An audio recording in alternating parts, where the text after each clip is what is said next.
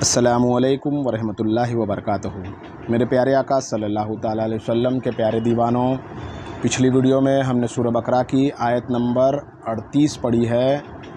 आज हम सूरह बकरा की आयत नंबर 39 पढ़ेंगे और इसके तर्जुमा और तफसीर को हम खूब जी लगाकर समझने की कोशिश करेंगे। आइए शुरू करते हैं। बिस्मिल्लाहिर्रहमानिर्रहीम।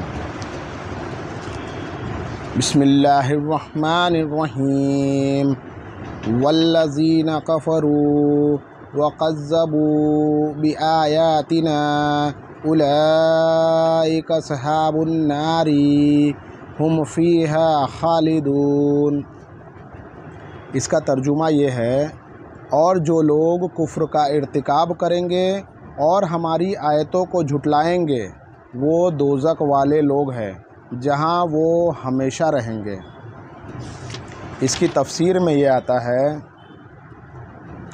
आयत के असल मानी उस निशानी की है जो किसी चीज़ की तरफ रहनुमाई करे।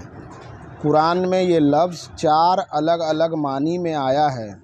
कहीं आयत से मुराद सिर्फ़ अलामत या निशानी ही है, कहीं कायनात की निशानियों को अल्लाह की आयत कहा गया है, क्योंकि कुदरत के जलवों में से हर चीज़ उस हकीकत की तरफ इशारा कर रही है जो उस ज़ाहिरी पर्दे के पीछे छिपी हुई है।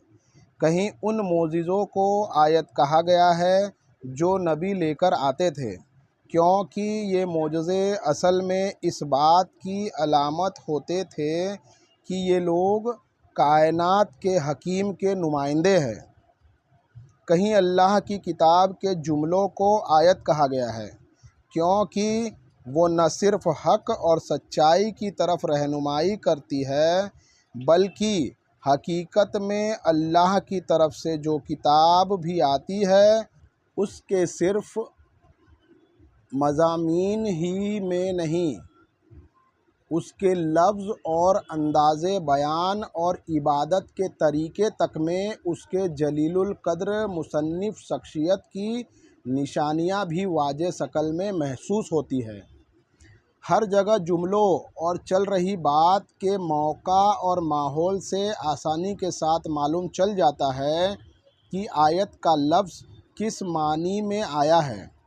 ये सारी आयतें इंसानों के लिए उनकी ज़िंदगी की शुरुआत से लेकर क़यामत तक के लिए अल्लाह का मुस्तकिल फ़रमान है, और इसको इस सूरह की आयत नंबर 27 में अल्लाह का अहद कहा गया है।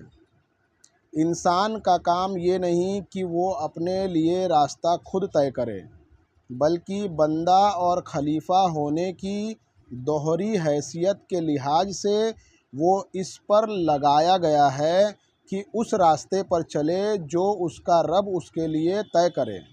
और इस रास्ते के मालूम होने की 2 ही सूरतें हैं। पहली, या तो किसी इंसान के पास सीधे तौर पर अल्लाह की तरफ से वही आए। दूसरी, या फिर वो इंसान की पैरवी करे जिसके पास अल्लाह की तरफ से वही आई हो। इसके अलावा कोई तरीक़ा नहीं जिससे मालूम हो कि हमारे रब की खुशी हमारे किस राह पर चलने में है।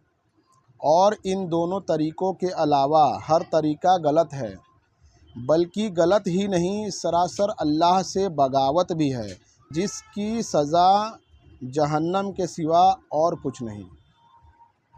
तो मेरे प्यारे आका सल्लल्लाहु ताला अलैहि वसल्लम के प्यारे दीवानों, आज हमने सूरह बकरा की आयत नंबर 39 पढ़ी है और इसके तर्जुमा और तफसीर को हम खूब जी लगाकर समझने की कोशिश करेंगे। अस्सलामु अलैकुम वरहमतुल्लाहि वबरकातुहू। दुआ की दरख्वास्त है।